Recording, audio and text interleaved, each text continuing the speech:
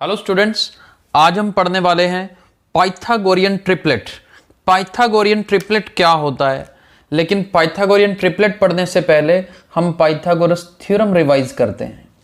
चलिए Pythagoras theorem एक बार देख लेते हैं, क्योंकि डायरेक्ट कनेक्टेड हैं। उसके लिए हमें एक राइट एंगल ट्रायंगल चाहिए। मान लीजिए ABC हमारे पास राइट एंगल ट्रायंगल है, ये हाइपोटेन्यूज, ये मान लेते हैं कि बेस है और ये परपेंडिकुलर। तो हमारे पाइथागोरस थ्योरम क्या कहते थे कि जी hypotenuse square is always equal to perpendicular square plus base square. ये याद रखनी है, क्योंकि ये थ्योरम पता होगी तो पाइथागोरियन ट्रिपलेट समझना बहुत आसान होगा।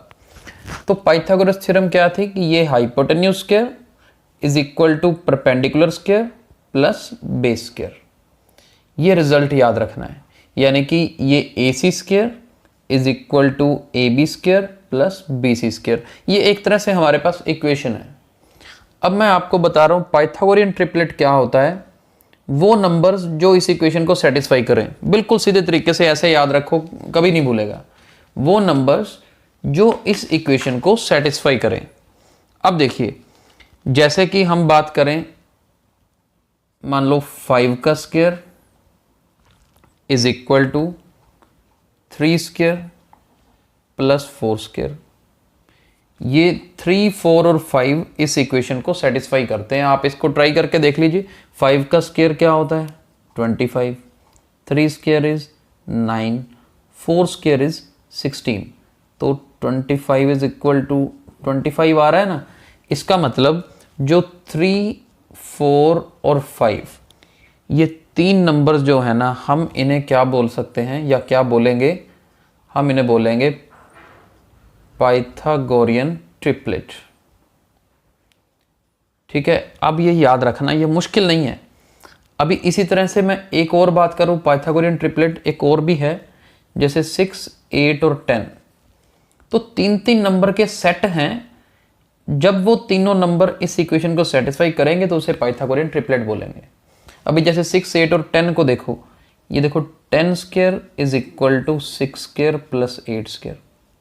सोल्व करोगे ये भी 100 आएगा, इधर भी सोल्व करके 100 ही आएगा। तो 3 नंबर का ऐसा सेट जिनमें से जो सबसे बड़ी वैल्यू होगी उसका स्क्वायर इक्वल टू दूसरे दोनों नंबर्स के स्क्वायर की एडिशन के बराबर होना चाहिए। इस तरह से बोल के समझना मुश्किल लगता है तो सीधा तरीका रखो, ये हमने पाइथागोरस थ्योरम कर रखी है, जो 3 नंबर इस इक्वेशन को सेटिस्फाई करें। जैसे 6, 8 और 10 भी सेटिस्फाई कर रहा है, right. But this is not the end. अब इस तरह से हमेशा हम ट्रिपलेट नंबर ढूंढने हों। जैसे आपकी एक्सरसाइज का फर्स्ट एक क्वेश्चन भी है कि फाइंड द पाइथागोरियन ट्रिपलेट। आपको एक नंबर दे रखा हो, बाकी के 2 निकालने हो, तो इसके लिए हम एक जनरल फॉर्म पढ़ने वाले हैं। इस जनरल फॉर्म को देखिए, एक 2m, एक नंबर होगा m स्क्वायर माइनस 1 और एक नंबर होगा m स्क्वायर प्लस 1। ये जनरल फॉर्म है ट्रिपलेट की। ध्यान से समझिए इस चीज को। 3 नंबर होते हैं ना ट्रिपलेट में, तो ये जनरल हैं 3 नंबर। कैसे ये 3 नंबर जनरल हैं, मैं इसको अभी समझा देता हूं। जैसे कि ये देखो 2m का square plus m square minus 1 का स्क्वायर, इन दोनों का स्क्वायर लो। इन दोनों का स्क्वायर लेके देखते हैं। चलिए इसे सॉल्व करके देखते हैं क्या बनता है। 2m स्क्वायर को सॉल्व करेंगे तो 4m स्क्वायर, इधर a minus B whole square वाला फॉर्मूला लगेगा, a square plus b square minus 2ab। ये देखिए, इसे सॉल्व करेंगे तो 4m square m power 4 plus 1 minus 2m square. Further solve करेंगे, 4m स्क्वायर में से 2m स्क्वायर माइनस हो जाएगा तो 2m स्क्वायर बनेगा और साथ में प्लस 1। तो इन दोनों के स्क्वायर्स की एडिशन ये बन रही है हमारे पास। अब जो थर्ड नंबर बच गया है, इसका स्क्वायर करके देखते हैं क्या बनता है। ये देखिए, इसका स्क्वायर करेंगे, m स्क्वायर का square m power 4, b square plus 2ab। आप सोल्व करोगे तो यही बनने वाला है। देखो दोनों तरफ सेम आंसर आएंगे, इजी कैलकुलेशन है।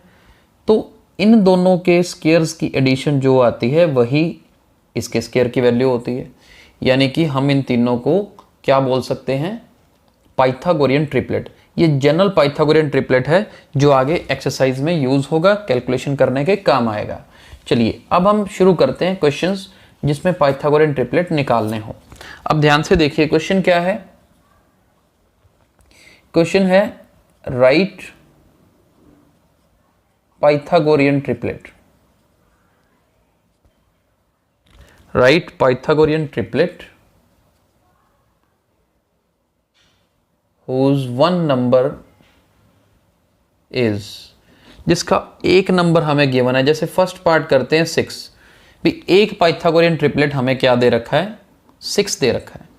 तो अब देखो हमने जनरल क्या पढ़ा हुआ है, हमने अभी अभी पेयर सेट पढ़ा ना, पाइथागोरियन ट्रिपलेट का क्या होता है, एक होता है 2m, एक होता है m स्क्वायर माइनस 1, एक होता है m स्क्वायर प्लस 1, राइट, यही तीन होते हैं।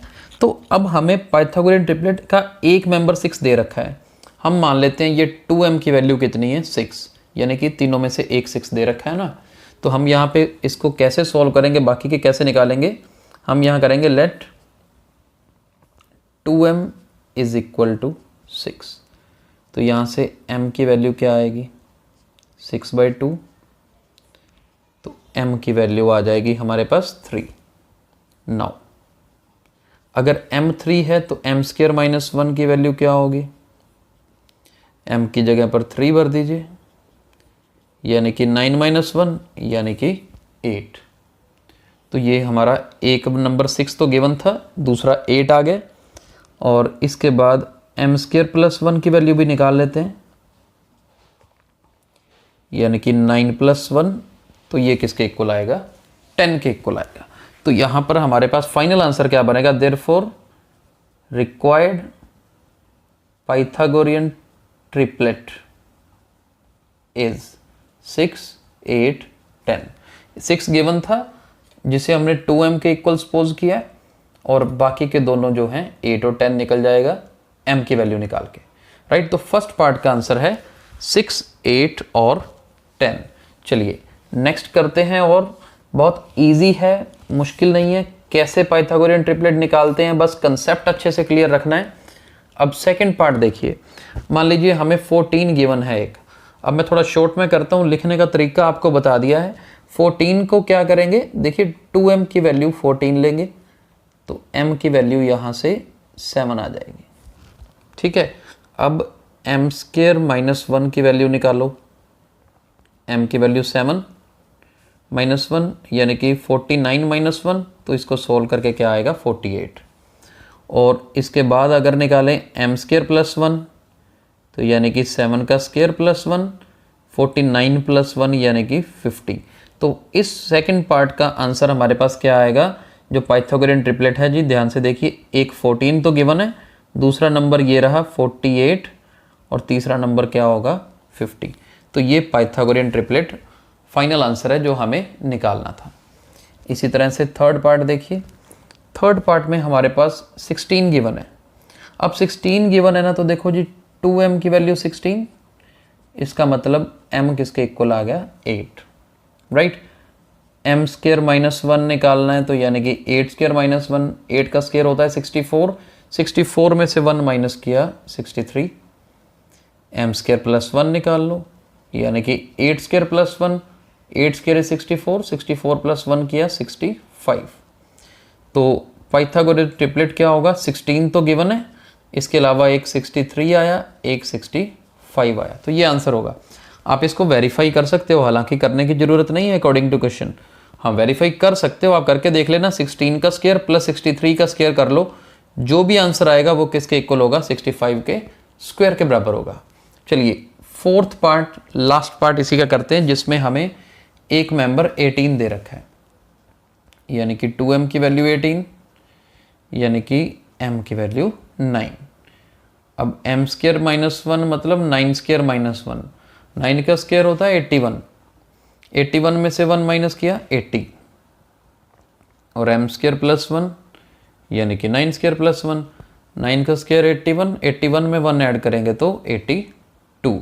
तो कुल मिला के पाइथागोरियन ट्रिपलेट फोर्थ पार्ट का क्या होगा, 18, दूसरे नंबर पे 80 और ये 82। एक 18 तो गिवन था, दूसरे दो जो m स्क्वायर माइनस 1 और m स्क्वायर प्लस 1 की वैल्यूज आई वो मिला के मेरे पास क्या बन गया, पाइथागोरियन ट्रिपलेट।